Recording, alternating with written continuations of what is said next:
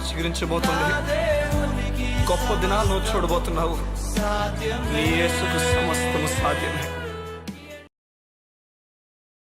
Good morning దేవుని ప్రియకుమారుడు, good morning దేవుని ప్రియకుమార్తె. Special good morning to you. ఈరోజు నీ జీవితంలో ఆగిపోయిన ప్రతి విషయాన్ని కూడా దేవుడు ముందు కొనసాగించబోతున్నాడు. చెరసాల్లో ఉన్న స్థితి ఈరోజు నువ్వు కలిగి ఉన్నట్లుగా అనిపిస్తుందేమో.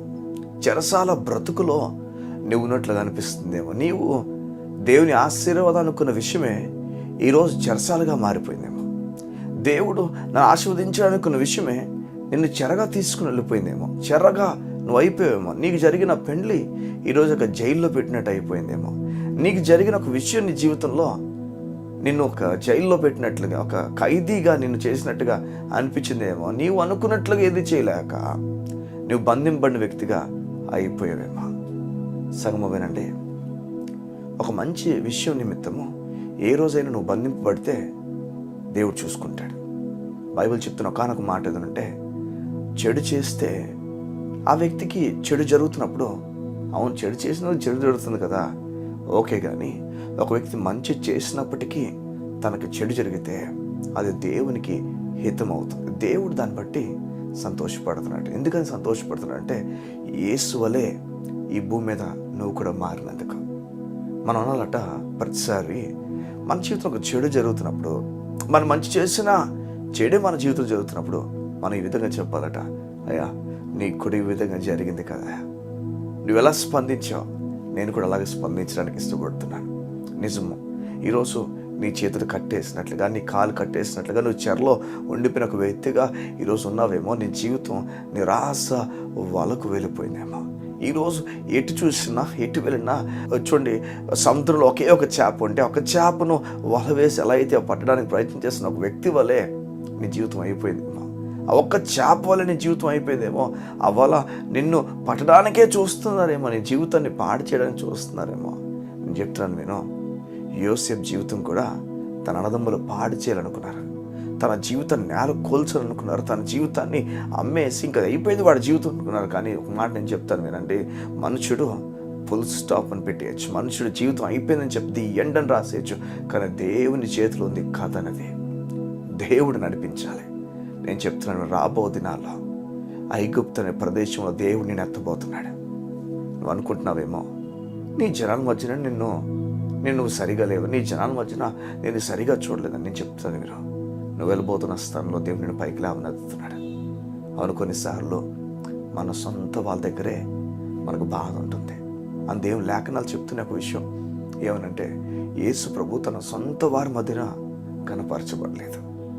నీవు తన కుమారుడు కుమార్తె అయితే నీవు కూడా ఇలాంటి పరిస్థితి గుండా వెళ్తావు. నిరాశపడిపోతావు. నువ్వు దేవునిపైన ఆధారపడు. దేవుని కుమారుడా, దేవునిపైన ఆధారపడుతున్నావా? ఆధారపడినప్పుడు మేలు చేస్తాడు. తన సొంత కుమారుని నీకోసం వెన్నుకు తీయకుండా ఇచ్చాడు. నువ్వు నేను ఏమడిగాను చెప్పండి? మనం ఏం అడగకుండానే తన కుమారుని ఉచితంగా మన కోసం ఇస్తే మిగతావన్నీ మన కోసం ఇవ్వడా? ఈ లోపల కలుగుతున్న భయాలు విశ్వాసము చేత బలం పొందుకోవాలి. ఎప్పుడైతే ఒక వ్యక్తి విశ్వాసాన్ని అప్లై చేయడం, తను ఏమీ చూడలేదు తన జీవితంలో, తనకు ఒక నిరీక్షణ లేదు తన జీవితం. ఎందుకంటే విశ్వాసము నిరీక్షింపబడు వాటి నిజ స్వరూపం ఉంది. ఎప్పుడైతే విశ్వాసం ఉంచాడో ఆ వ్యక్తి ఏదో ఒకటి ఆలోచిస్తున్నాడు, ఏదో గొప్ప విషయం చూస్తున్నాడు, దేవుడు చేయబోతున్న ఒక విషయాన్ని గమనిస్తున్నాడు. నీవు విశ్వాసం ఉంచుతున్నావు. ఈ మధ్యకాలంలో నమ్ముతున్నావు. అసలు బైబిల్ చెప్తుంది, 30 అంతులు 60 అంతులు 100 అంతులు ఫలించే వ్యక్తి విశ్వాసం కలిగిన వ్యక్తి. మాట వినగానే విన్న మాట పట్టించుకుంటున్నాడు అంతే. నువ్వు నమ్ముతున్నావా? నీ జీవితం పట్ల, నీ బిడ్డల పట్ల ఒకవేళ నీవు గొడ్రాలుగా పిలువబడుతున్నావేమో, ఎంతో కాలం నుంచి బిడ్డలు లేని వ్యక్తివేమో, లేకపోతే ఉద్యోగం నుంచి ఎదురు చూస్తున్నావేమో, అన్నీ సతమతం అయిపోతున్నాయేమో. దేవుడు చెప్తున్న విశ్వాసం ఉంచుతున్నావు. నువ్వు నమ్మకం ఉంచుతున్నావా? ఎందుకని? నీ కొరకు మరణించిన వాడిని నువ్వు నమ్మలేకపోతున్నావు. నీ కొరకు చేతులు చాపి దినమంతా పిలుచుచున్న దేవుని ఎందుకు నమ్మలేకపోతున్నావు? ఎందుకని? ఈ లోకపు వ్యక్తులు నమ్ముతున్నావు నువ్వు, ఈ లోకపు డాక్టర్స్ నమ్ముతున్నావు, ఈ లోకపు విషయాలు నమ్ముతున్నావు, ఈ లోకపు వ్యక్తులు చెప్తున్న విషయాలు నీకు గొప్పవైపోయి. ఎందుకని దేవుని మాట నీకు గొప్ప అవ్వలేదు చెప్పండి? కారణం చెప్పు. దేవుని మాట వైపు మనం ఎన్నడూ రాలేదు కనుక. దేవుని మాట వైపు వచ్చినప్పుడు ఒక జీవితం ఎంత నెమ్మది కలిగి ఉంటుందా చూడండి. ఒక మంచి బిర్యానీ మనం టేస్ట్ చేసిన తర్వాత సాదా సీదా ప్రతి బిర్యానీ టేస్ట్ చేస్తున్నప్పుడు ప్రతిసారి ఆ మంచి బిర్యానీనే మనకు గుర్తొస్తుంది. అలా దేవుని సమాధానం ఒక వ్యక్తి రుచి చూసిన తర్వాత ఈ లోకంలో ఇంకా దేనితో కూడా తృప్తిపరచబడలేడు. నువ్వెందుకు తెలుసా?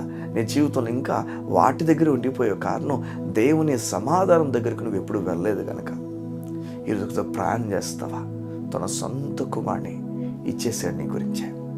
తాను పాపం అయిపోయాడు నువ్వు నీతిమంతుడిగా మార్చబడ్డానికి.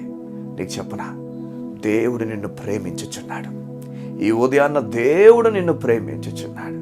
నీ పట్ల ఉన్నతమైన కార్యాలు కలిగి ఉన్నాడు, ఉన్నతమైన ఆలోచన కలిగి ఉన్నాడు. నీవు వాడిపోనక వ్యక్తిగా ఈరోజు చెరసాల్లో ఉన్నావేమో, యోసేపు లాంటి బ్రతుకుతున్నావేమో. ఆ చెరసాల తలుపులు తెరవబడుతున్నాయి తొందరలో.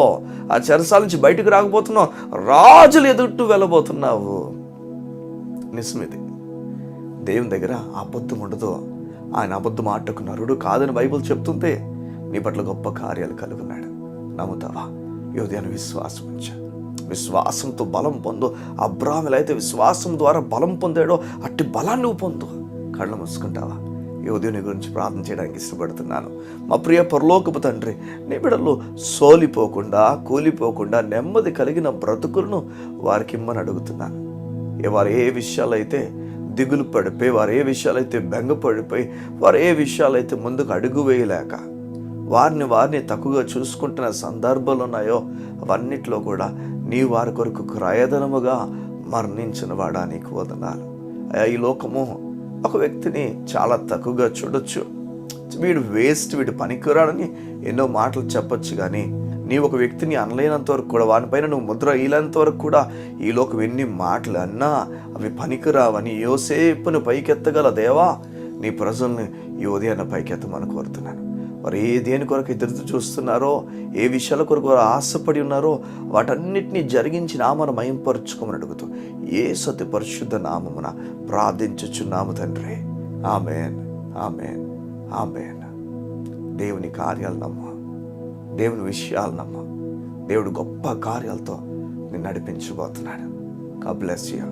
See you tomorrow.